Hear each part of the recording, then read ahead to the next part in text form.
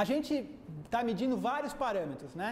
Só que se você medir 20 parâmetros, sei lá, 10 parâmetros, a chance de um deles dar alterado, por acaso, é grande. Ou seja, se você medir, isso vale para tudo em neurofisiologia, tá certo? Se você fizer vários parâmetros, a chance de você encontrar a normalidade aumenta. Por outro lado, a chance de você encontrar uma normalidade que não tem absolutamente nada a ver também aumenta.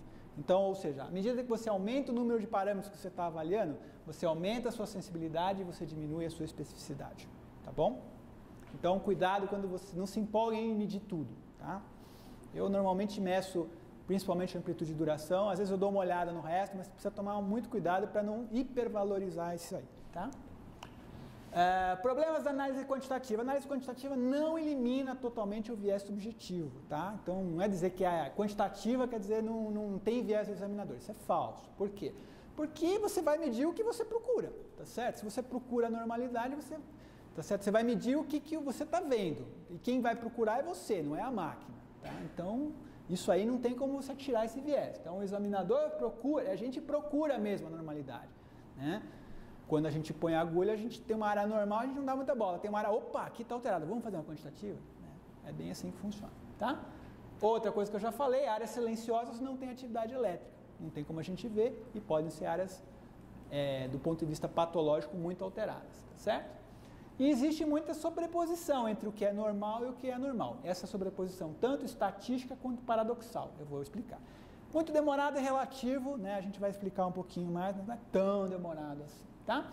Viés de seleção eu já expliquei, né? A gente vai fugir das áreas que não têm atividade elétrica, a gente vai procurar alteração patológica, outra questão do foco, a gente acerta em tese o potencial para ter a melhor amplitude possível, então a gente vai acabar sempre tendo um viés de alta na amplitude dos potenciais, né? Sobreposição, então é claro que assim, você tem o que é normal, você tem o que é neuropatia e tem uma área grande de sobreposição entre os dois. Isso vale para qualquer teste diagnóstico, não é só para eletromiografia, tá? Então, baseado nesse conceito aqui, existe uma coisa chamada curva ROC, né? Em que você plota a sensibilidade do método existe uma relação inversa entre sensibilidade e especificidade.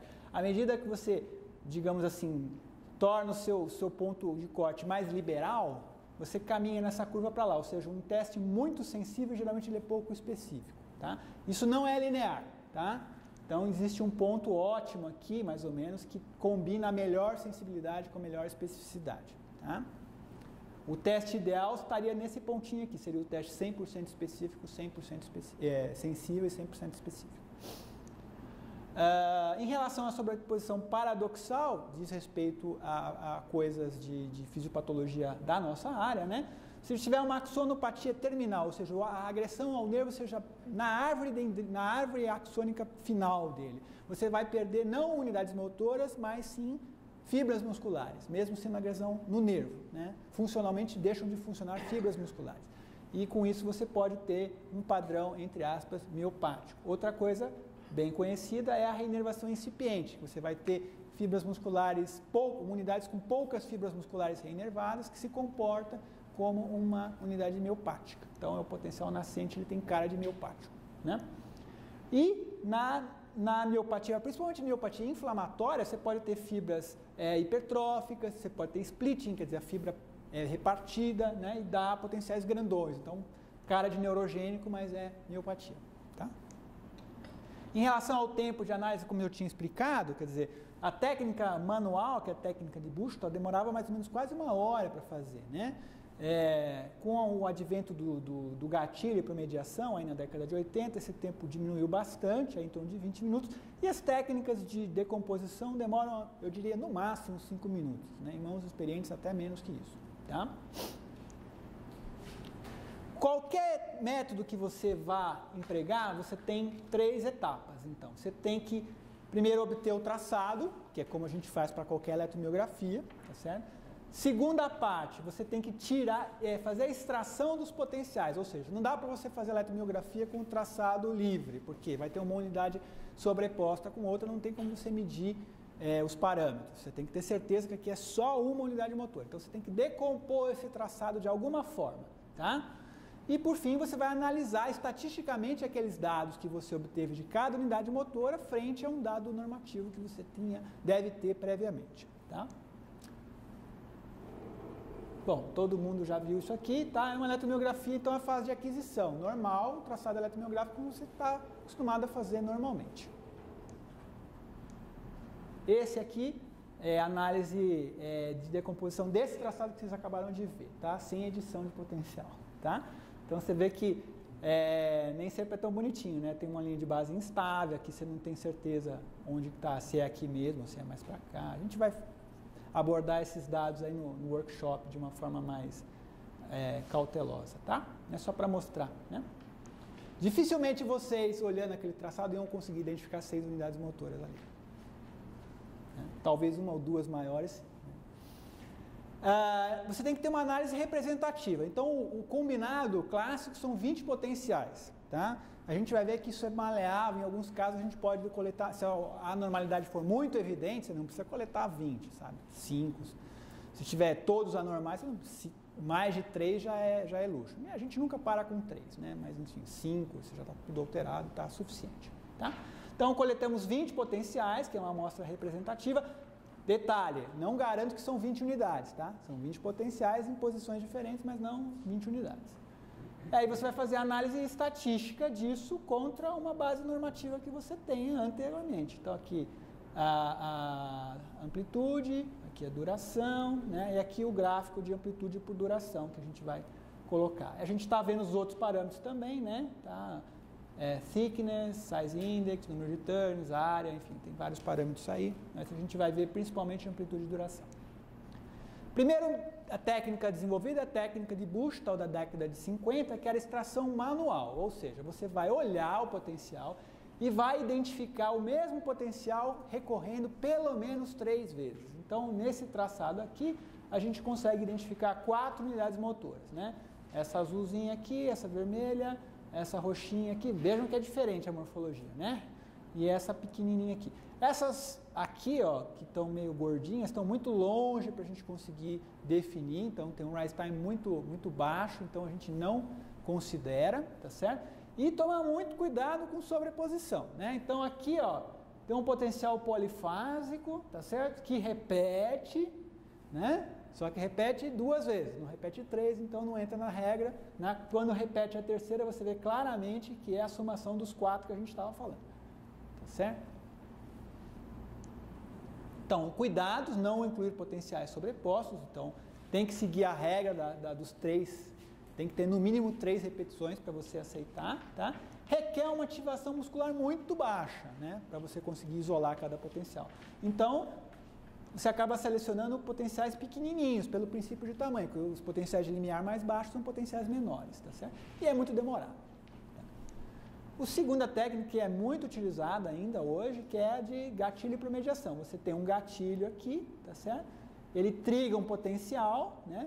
E a partir do momento que você começa a sobrepor vários potenciais, você pode promediar isso também para limpar a linha de base, fica muito fácil você estabelecer onde ele começa e onde ele termina, tá certo? Então, essa é a técnica de gatilho e promediação. Problemas.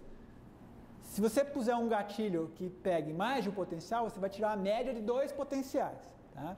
O que isso representa? Nada, representa erro. Tá? Então, não pode, tem que ser um potencial de cada vez. Tá? Se você promediou mais de um potencial, está errado, não serve para nada.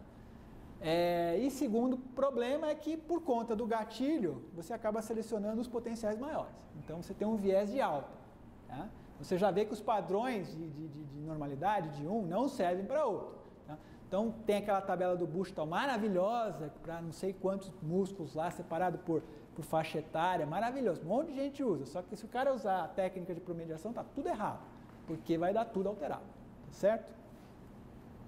É demorado, mas é bem menos demorado que o outro método. Tá? E aqui as técnicas automáticas, que nós vamos mostrar um pouquinho. Essa aqui é a técnica primeira, que foi o multimup, né?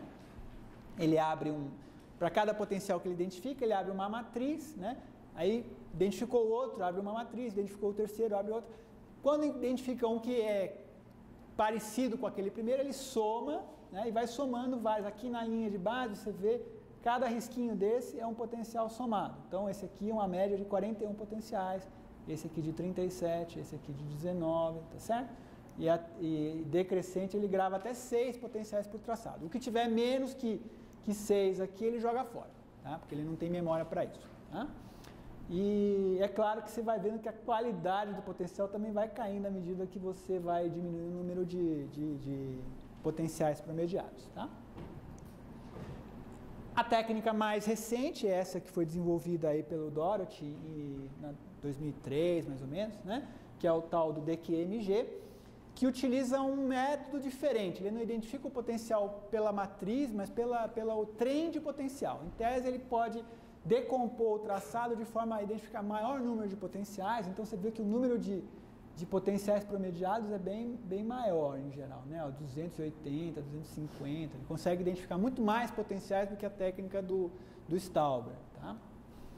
E outra vantagem é que, além de você analisar a morfologia do teu potencial, você tem condição de analisar o recrutamento dele, a frequência com que ele descarrega, que não dá para fazer com a outra técnica, tá? Porque ela perde um monte de potencial, então a frequência de disparo não é fidedigna, em geral, quando você usa a técnica de multiloop. Tá? Uma outra aplicação é que você pode, num segundo canal, fazer um canal de superfície, por exemplo, e esse aqui é um potencial de superfície do mesmo músculo, né?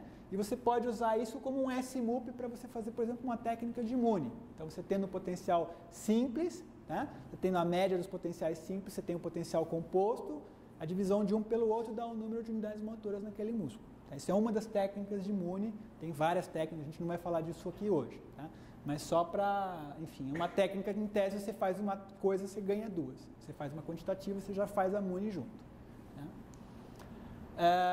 Todas as técnicas de decomposição têm a mesma questão, né? Então, se você vai promediar vários potenciais, se tiver muito potencial, a tua linha de base tende a ficar muito poluída e fica mais difícil dele limpar a linha. Então, se tiver um nível de ativação muito alto, compromete a marcação de duração, que geralmente é automática, tá? Então, o que você faz se tiver errado? Você pode marcar, você mesmo vai lá e corrige, o que acaba sendo uma coisa meio subjetiva, ou seja, você está introduzindo um viés subjetivo na sua avaliação quantitativa, ou você pode falar, esse potencial está muito feio, vou jogar fora. Só que isso também tem um viés de seleção, porque o que é um potencial feio? Você que vai definir, tá certo? Então, assim, as duas posturas têm seus problemas, tá certo?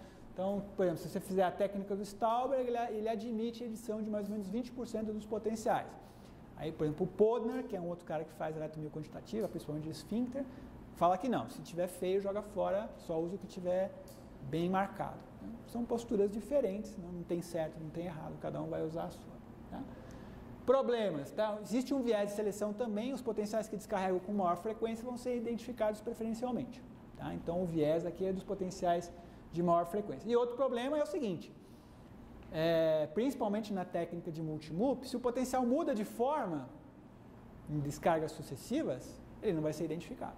Isso é muito comum, por exemplo, potencial instável, ele muda de forma, então a máquina não enxerga esse potencial, ele perde o potencial. Ou então, quando ele enxerga, ele vai distorcê-lo, porque na hora que você vai tirar a média de vários potenciais instáveis, vai ser uma coisa meio, enfim, uma média de várias coisas que não reflete as coisas, reflete uma média. Então, aquele monte de turns que aparece, principalmente no potencial instável, eles ficam uma coisa, somem, desaparecem os turns, fica meio alisado, entendeu? Então, distorce o potencial, ou perde mesmo.